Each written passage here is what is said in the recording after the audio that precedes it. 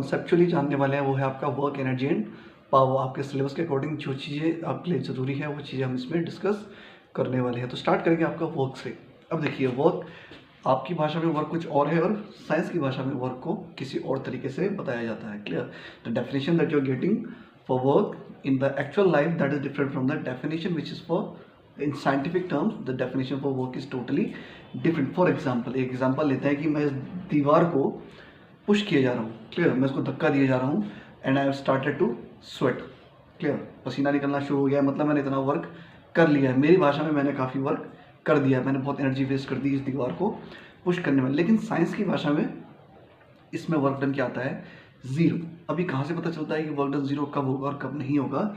ये आता है वर्क डन के मैथमेटिकल फॉर्मूले से। वर्क डन का मैथमेटिकल फॉर्मूला है फोर्स इनटू डिस्प्लेसमेंट। ये फॉर्मूला आपको याद रखना है। Work done is defined as the product of force and displacement. S यहाँ पर डिनोट कर रहा है आपका डिस्प्लेसमेंट। अब अगर मैं कंटिन्यूस वॉल को पुश किए जा रहा हूँ, लेकिन क्योंकि वॉल अपनी जगह से बिल्कुल भी डिस्प्लेस नहीं हुई, इसलिए ये फैक्टर क्या जाता है? जीरो। और आप ऑलरेडी मैथमेटिक्स में पढ़ चुके होंगे, जीरो से किसी भी चीज़ को मल्टीप्लाई करने पर आपको क्या मिलता है? आंसर ओवरऑल जीरो ही मिलता है। क्लियर? तो साइंटिफिकली अगर आप किसी बॉडी में फोर्स लगा रहे हो और वहाँ पर डिस्प्लेसमेंट नहीं होता है, चाहे आप उस पर कितनी भी एनर्जी वेस्ट कर लीजिए, आप उसको क्या कहते हो? That the work done is zero according to science. Clear? In the terms of physics work done will be zero if there is no displacement produced. कोई डिस्प्लेसमेंट प्रोड्यूस हो ही नहीं रहा है आपके बार बार फोर्स लगाने पर। लेकिन सपोज मैं एक छोटा सा पेन भी उठाता हूँ। क्लियर? एक छोटा सा पेन उठाने में आपको ज़्यादा एनर्जी वेस्ट करनी नहीं पड़ती है। क्लियर?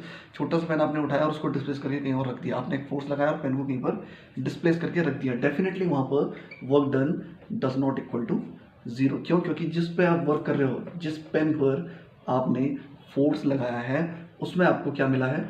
डिस्प्लेसमेंट भी मिला है।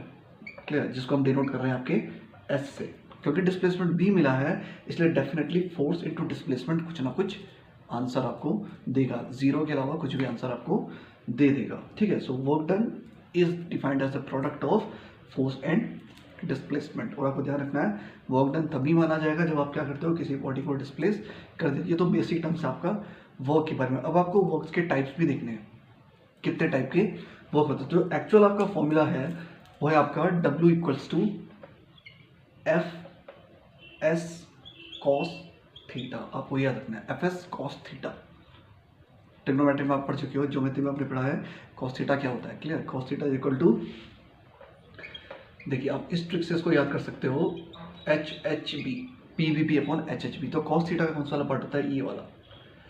तो कॉस थीटा होता है आपका बेस अपॉन हाइपोटेनस। ट्रिग्नोमेट्री के टर्म्स में, ट्रिग्नोमेट्री के टर्म्स में मैं आपको बता रहा हूँ कि कॉस थीटा होता है बेस अपॉन हाइपोटेनस। लेकिन यहाँ पर कॉस थीटा क्या होता है? Angle between force applied and displacement direction. जो डायरेक्शन आपकी फोर्स की है और जो डायरेक्शन आपके डिस्प्लेसमेंट की है, उसके बीच में एंगल कितना बन रहा है, उसको कह देते हो आप थीटा। और वहाँ से आप कॉस थीटा की वैल्यू निकाल लेते हो। ठीक है? तो यहाँ पर आते हैं आपके तीन टाइप्स के वर्क। देखिए, पहला आता है आपका पॉजिटिव वर्क। कोई भी वर्क पॉजिटिव कब होगा? Positive W. एक होता है आपका नेगेटिव डब्ल्यू। थर्ड होता है आपका जीरो वर्क। एक है आपका जीरो वर्क। तीन तरह के वर्क आपको फिजिक्स में देखने को मिलते हैं, positive work, negative work and zero work. और ये डिपेंड करता है आपके कॉस थीटा पर। फॉर एग्जांपल, फोर्स मैंने यहाँ लगाई और डिस्प्लेसमेंट भी इसी डायरेक्शन में हो गया। सपोज करिए इस डायरेक्शन में मैंने फोर्स लगाई और इसी डायरेक्शन में मुझे क्या मिल जाता है? डिस्प्लेसमेंट मिल जाता है। तो यहाँ पर थीटा कितना आ जाता है? 0 डिग्री। थीटा आ गया 0 डिग्री। अब आप क्या करोगे? आप फॉर्मूला लगाओगे W equals to F into S into cos 0 degree. और कॉस 0 की वैल्यू आपको पता होती है 1। इसका मतलब आपको मिलने वाला है W equal to F S. तो इसको कहते थे आप पहले टाइप का वर्क, जिसको कहते हैं पॉजिटिव वर्क। पॉजिटिव वर्क इसको कहा जाता है। ठीक है? अब आते हैं आपके सेकेंड टाइप के वर्क में। नेगेटिव वर्क आप कब कहोगे? इसका उल्टा कर लीजिए। आपने फोर्स लगाई इस डायरेक्शन में, डिस्प्लेसमेंट मिला इस डायरेक्शन में। क्लियर? यहाँ पर आपको एस मिल गया दूसरी डायरेक्शन में। इसका मतलब इनके बीच का एंगल कितना है? थीटा आ गया आपका 180 डिग्री। हो सकता है आपको नॉर्मली पूछा जाए कि नेगेटिव वर्क के लिए थीटा कितना होना चाहिए, तो थीटा होता है 180 डिग्री। अब यहाँ पर क्या होता है? W equals to F S cos 180 degree. और कॉस 180 डिग्री वैल्यू होती है -1। तो W आ जाता है आपका -FS। इसको कहते थे आप नेगेटिव वर्क। इसको कहते हो आप negative work. Clear? Positive work 0 degree, negative work 180 degree. Last होता है आपका जीरो वर्क। अब जीरो वर्क कब आएगा? अगेन मैथमेटिकली आपको देखना है कॉस थीटा के टर्म्स में। लेकिन देखिए यहाँ पर क्या होता है, सपोज आपने फोर्स लगाई इस डायरेक्शन में और डिस्प्लेसमेंट हो गया इस डायरेक्शन में, एंगल कितना बना? एंगल बना आपका 90 डिग्री। क्लियर? आपका बन गया 90 डिग्री का एंगल। तो यहाँ पर आप क्या कह देते हो, W equal to F S cos 90 degree, और कॉस 90 डिग्री आपको पता होती है 0, तो आपको आंसर आता है 0। क्यों? क्योंकि f into S into zero, anything multiply to zero will give you 0, so W equals to 0। इसको कह देते हो आप जीरो वर्क। तो 3 तरह के वर्क है जो आपको पता होने चाहिए, positive at 0 degree, negative at 180 degree and zero work at 90 degree. 90 degree में आपको कोई भी वर्क नहीं मिलता है। क्लियर? तो ये थे आपके 3 तरह के वर्क। कॉन्सेप्चुअल बातें हो रही हैं यहाँ पर। आपके एमसीक्यू को मैं कह रहा हूँ, एमसीक्यू आपको कराए जाएंगे अगर हमको उतना टाइम मिल जाता है एमसीक्यू करने का। लेकिन अगर आपको कॉन्सेप्चुअल चीज़ें पता है तो आपको एमसीक्यू सॉल्व करने में ज़्यादा दिक्कत नहीं होने वाली है। इसलिए फर्स्ट हम कवर करेंगे आपका कॉन्सेप्चुअल पार्ट्स। ठीक है? तो ये था concept regarding work. Now next topic is energy. Simply अगर आप एनर्जी की डेफिनेशन पढ़ते हो फिजिक्स में तो कहता है energy is the capability of a body to do work. Clear? कार्य करने की क्षमता को आप क्या कहते हो, उसकी एनर्जी। लेकिन आपको जो यहाँ पर मेन चीज़ पढ़नी है वो क्या है, वो है आपके टाइप्स ऑफ वर्क। डेफिनेशन तो आपको ऑलरेडी पता है, energy is defined as the capability of a body to do work. लेकिन टाइप्स आपको याद रखने, क्योंकि उसमें आपके पास मैथमेटिकल क्वेश्चन बन सकते हैं। तो एनर्जी के टाइप्स होते हैं 2। यहाँ पर होती है एक पोटेंशियल एनर्जी, एक होती है आपकी काइनेटिक एनर्जी। छोटी क्लासेस आप पढ़ते आ रहे हो, पोटेंशियल एनर्जी और काइनेटिक एनर्जी। जब कोई बॉडी टोटली रेस्ट में होती है, सपोज आप बात कर रही है किसी पत्थर की, बड़े से पत्थर की, एक बड़ा सा पत्थर है, कोई बोल्डर है और सड़क पर पड़ा है, तो उसके अंदर भी एनर्जी है। लेकिन वो कैसी एनर्जी है? रेस्ट, स्टेट ऑफ रेस्ट के कारण। Clear? Energy processed by body due to its virtue of state of rest. तो इस तरह की एनर्जी को आप क्या कह देते हो? Energy, potential energy. Again definition देखिए, भले आपके पास डेफिनेशन कोर्स में नहीं आनी है, लेकिन एनसीईआरटी वाले बच्चे जो इस वीडियो को देख रहे हैं उनके लिए डेफिनेशन क्या है देखिए। Energy, potential energy is defined as the energy processed by a body by virtue of its state of rest. Rest में जो बॉडी है उसमें जो एनर्जी होती है उसको हम कह देते हैं पोटेंशियल एनर्जी। और आपको ध्यान रखना है, इसका मैथमेटिकल फॉर्मूला होता है mass multiplied by gravity multiplied by height. आप किसी बॉडी को, आपकी बॉडी जिस बॉडी पर आप वर्क कर रहे हो कितनी हाइट पर है, उसको भी उसमें क्या करा जाता है, एक उसका मैग्नीट्यूड लिया जाता है, मल्टीप्लाई किया जाता है ग्रेविटी से। डिपेंड करेगा ये पर्टिकुलर जो काम आप कर रहे हो वो किस पर्टिकुलर जगह पर हो रहा है, क्योंकि आपको पता है कि ग्रेविटी की वैल्यू चेंज होती रहती है। क्लियर? अगर आप यही ग्रेविटी कर रहे हो किसी और प्लैनेट पर तो आपको उस प्लैनेट की ग्रेविटी पता होनी चाहिए। और मास तो आप ऑलरेडी आपको पढ़ा चुके हैं कि मास आपका क्या होता है, कॉन्स्टेंट। मास नेवर चेंजेस, वेट चेंजेस। तो मास तो खैर आपका हर बार सेम ही रहने वाला है, because mass never changes. Gravity depends on the place at where you are conducting that experiment, और हाइट आप मेजर कर सकते हो। तो आपको क्या कर देना है, मल्टीप्लाई कर देना है मास को, ग्रेविटी और हाइट को, और आपको मिल जाएगी किसी भी ऑब्जेक्ट की पोटेंशियल एनर्जी। क्लियर? तो आपको ध्यान रखना है पोटेंशियल एनर्जी का फॉर्मूला है mgh। Potential defined as the product of mass, gravity and height. कई बार डेप्थ भी होता है, डेप्थ को भी आप क्या कर लोगे, एच के टर्म्स में आप ले सकते हो। ठीक है? तो पहली टाइप की एनर्जी जो आपने पढ़ी हुई है पोटेंशियल एनर्जी, ऐसी एनर्जी जो किसी बॉडी में तब होती है जब वो रेस्ट वाले स्टेट में होता है। काइनेटिक एनर्जी कब होती है, जब आपकी बॉडी मोशन में हो। सपोज यही स्टोन रोल करना शुरू कर दे, ये स्टोन किसी हाइट पर है और अब ये रोल करना शुरू कर रहा है, रोल करना शुरू करेगा तो इसके अंदर मोशन डेवलप होगा। मोशन आने के कारण इसकी एनर्जी क्या होगी, काइनेटिक एनर्जी में कन्वर्ट हो जाएगी। क्लियर? तो energy processed by a body by virtue of its state of motion. अगर कोई बॉडी मोशन में है उसके अंदर होती है काइनेटिक एनर्जी। लेकिन ध्यान रखने वाली बात यह है कि पोटेंशियल एनर्जी और kinetic energy is equal to total mechanical energy. ये होती है आपकी टोटल मैकेनिकल एनर्जी। ओवरऑल इसका सम रहता है कांस्टेंट। सपोज करिए आपके पास कोई सिस्टम है, उस सिस्टम की टोटल मैकेनिकल एनर्जी है 100 किलो जूल मान के चलते हैं। I am just taking an example. Suppose the value for this particular system is 100 kg। अब ये रेस्ट में है तो इसकी वैल्यू कितनी है, 100 kg है रेस्ट में। अब ये धीरे धीरे क्या कर रहा है, मोशन करना शुरू करेगा। तो जितनी गिरावट आपकी पोटेंशियल एनर्जी में आती है उतना काइनेटिक एनर्जी बढ़ता जाता है। लेकिन ओवरऑल आपको क्या मिलने वाला है, 100 ही मिलेगा, क्योंकि सिस्टम की टोटल मैकेनिकल एनर्जी कितनी है, 100 किलो जूल। फॉर एग्जांपल मैं कहता हूँ, सपोज पोटेंशियल एनर्जी धीरे धीरे कन्वर्ट होती है काइनेटिक में और पोटेंशियल की वैल्यू है 60, तो इसकी वैल्यू होगी आपकी 40।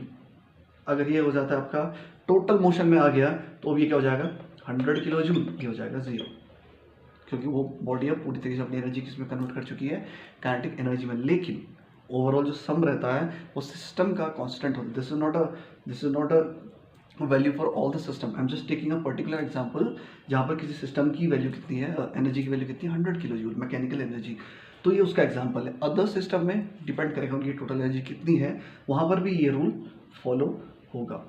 मतलब पोटेंशियल और काइनेटिक एनर्जी का सम हमेशा उस सिस्टम की टोटल एनर्जी के बराबर आना ही आना है। 100 किलो जूल देखिए 60 + 40 अगेन 100 आएगा, 0 + 100 अगेन 100 ही आएगा, 100 + 0 100 ही आएगा। क्लियर?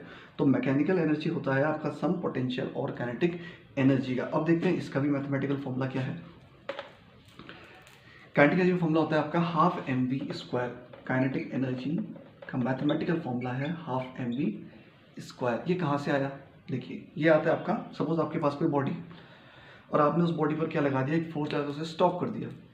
तो आपने लगाया एक फोर्स, सपोज बॉडी का मास कितना है m। अब क्योंकि आपने उस पर फोर्स लगाया तो मान लेते हैं रिटार्डेशन कितना है, कितना था a, रिटार्डेशन को हम a ले लेते हैं। तो मान लेते हैं ये पहली इक्वेशन है, कोई बॉडी थी आपने उसको स्टॉप करा एक फोर्स लगाकर, सपोज उस बॉडी का मास कितना है m और ये a है उसका रिटार्डेशन। यहाँ पर हम रिटार्डेशन को पॉजिटिव ले रहे हैं जबकि होता -a है। For calculative purpose we are taking it as a, retardation आपका a ले लेते हैं यहाँ पर, ठीक है। अगर एक्सेलरेशन होता तो -a लेते हैं। तो हमने मान लिया रिटार्डेशन a है। अब देखिए F = ma आ गया। अब देखिए अब आपको चाहिए वर्क डन, तो वर्क डन के लिए आपका फॉर्मूला क्या होता है F × s, लेकिन आपके पास तो s नहीं है, यहाँ पर आपके पास s नहीं है, सिर्फ आपके पास किसकी वैल्यू है, फोर्स की वैल्यू। तो हम लगाते हैं न्यूटन की second equation v² = u² + 2as। ये आपकी न्यूटन की सेकंड इक्वेशन है। यहाँ ये इक्वेशन मैंने क्यों लगाई, ताकि मुझे s मिल जाए, डिस्टेंस। तो अब क्या करेंगे, देखिए फाइनल वेलोसिटी कितनी होगी, क्योंकि जो भी आपकी बॉडी है वो रुक चुकी है, तो ये तो हो जाएगा 0² अब इनिशियल वेलोसिटी कितनी है, जितनी उसकी फाइनल वेलोसिटी उस समय रही होगी रुकने से पहले, तो उसको क्या हो जाएगा आपका, ये हो जाएगा आपका v²। ध्यान रखिए यहाँ पर जो v की वैल्यू है वो 0 है, क्लियर। लेकिन u इनिशियल वेलोसिटी कितनी होगी, जिस वेलोसिटी से वो फाइनली चल रहा था उसी को आप क्या ले लेते हो, उसकी इनिशियल वेलोसिटी, क्योंकि फाइनल तो 0 है। तो ये हो गया आपका v², u है आपका v, यहाँ पर वो दिखा दिया गया है कि u = v है, + 2as। अब हम यहाँ पर क्या कर लेते हैं, एक्सेलरेशन की जगह, क्योंकि रिटार्डेशन इसका नेगेटिव साइन ले लेते हैं, तो 0 = v² माइनस किसके कारण आया, एक्सेलरेशन को -a लेने के कारण, क्योंकि ये आपका क्या है रिटार्डेशन, -2as। निकालिए जरा s की वैल्यू। तो मैं क्या करता हूँ v² को ले आता हूँ LHS में, तो ये कितना हो जाएगा -v² = -2as implies s = -v² / -2a। इससे ये कैंसिल हो गया, implies s = v² / 2a। तो ये आपका इक्वेशन नंबर 2 मान लेते हैं। ये डेरिवेशन आपके कोर्स में नहीं है, लेकिन again for the NCERT students s = v² / 2a मैंने यहाँ पर कर दिया। अब मैं क्या करूँगा, इसकी वैल्यू को कहाँ रख दूँगा, वर्क डन में। तो वर्क डन = F × s, आप ऑलरेडी पढ़ चुके हैं, f की वैल्यू कितनी है ma, इंटू s की वैल्यू निकाल चुके हैं कितनी, v² / 2a। a से a कैंसिल = mv² / 2, जिसको मैं लिख सकता हूँ ½ mv²। और वर्क डन ही चेंज होता है आपका एनर्जी में। Work done on a system is the energy. अगर आपके कोर्स में नहीं, इस समय आपके कोर्स में नहीं है, लेकिन शायद आपने वर्क एनर्जी थ्योरम पढ़ा होगा। वर्क एनर्जी थ्योरम कहता है कि work done on a body is = change in its kinetic energy. तो जब आप वर्क कर रहे हो तो वर्क क्या है, यहाँ पर काइनेटिक एनर्जी की ही वैल्यू है।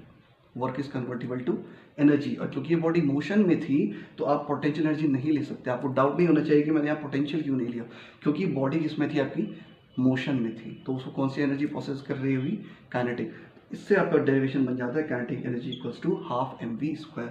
लेकिन आपको फिलहाल UKSSC 1 दरोगा students have to only focus on kinetic energy = ½ mv²। ये डेरिवेशन है आपका स्टूडेंट्स के लिए, ठीक है। तो काइनेटिक एनर्जी का फॉर्मूला आपका ½ mv² है। क्वेश्चन कैसे आ सकता है, आपको दे दिया जाएगा मास की वैल्यू, आपको दी जाएगी वेलोसिटी की वैल्यू, और आपको कहा जाएगी काइनेटिक एनर्जी वैल्यू निकालिए, या फिर आपको दे दिया जाएगा मास और आपको दे दी जाएगी काइनेटिक एनर्जी, और आपसे कहा जाएगा कि वेलोसिटी की वैल्यू क्या रही होगी।